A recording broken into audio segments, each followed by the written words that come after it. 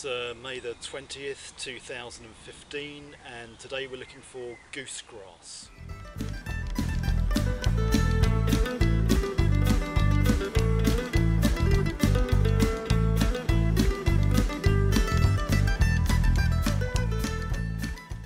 Okay, well, there's some goosegrass down here. Here we are here. Yeah, it goes by a variety of names. Cleavers is one, and bedstraw is another, although in the UK at least bedstraw refers to the entire family. Yeah, and when I was a kid it was known to us as sticky plant because the entire plant is covered in tiny hooks which enables it to climb amongst other plants, and also it has round seeds which the tiny hooks enable the seeds to attach to your clothes and fur of animals, and it disperses itself quite effectively that way.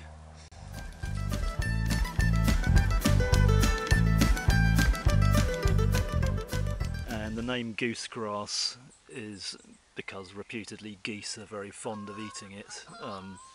Cleavers is, well, I think it's from Anglo-Saxon cleave, meaning to adhere, as opposed to cleave something into opposite meaning for the same word.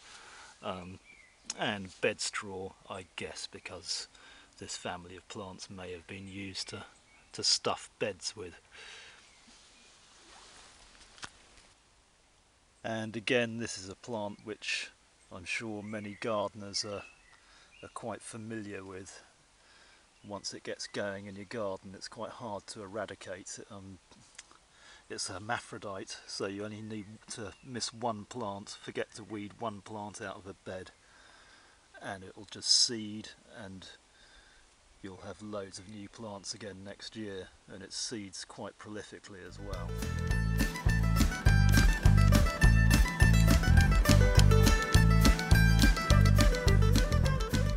And it has these long trailing stems which climb up amongst other plants, and these rosettes of leaves at intermittent points up the stem.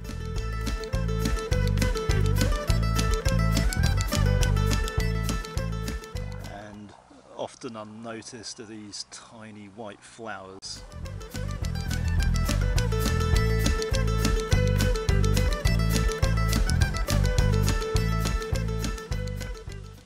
And I don't know if you can see here, the seeds starting to develop there. There's a pair of seeds on the end of each stalk, and they're covered in these tiny hooks.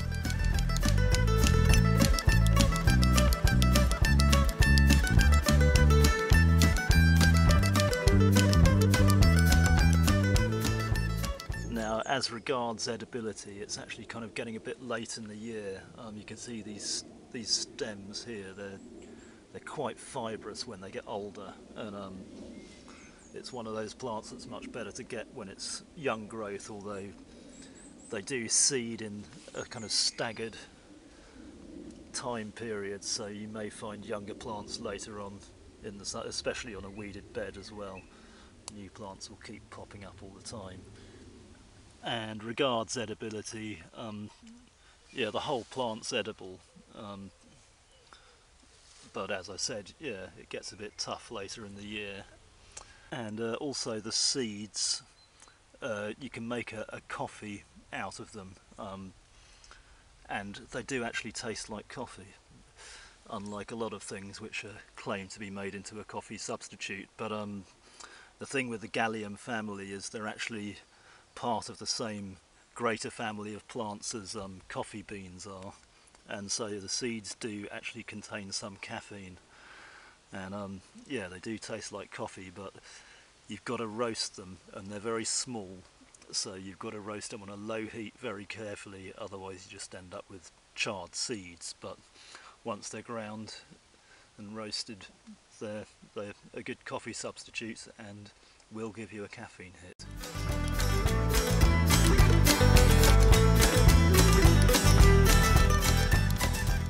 And the leaves can also be used medicinally. You can make a tea out of them, which is a lymphatic tonic, and you can also use the leaves to make a poultice for various skin ailments and everything from bites and burns and stings. So yeah, kind of handy medicinal plant on that score. And goosegrass has also been shown to have a mild sedative effect and lower blood pressure, but this has only been seen in studies done on dogs so far, but it probably applies to human beings as well.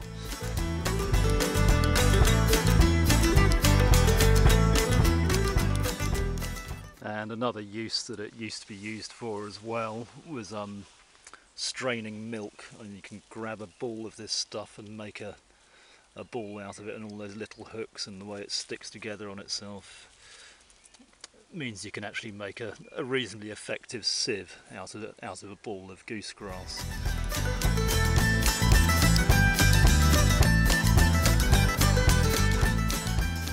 And one other use that all the Galium family have is you can use the roots to make a red dye, although the roots of Galium Aparine goosegrass are so insubstantial. I think that might be quite hard work with this particular plant. So whether you call it goosegrass, cleavers, bedstraw or any other name, it's a useful edible plant with many other uses besides.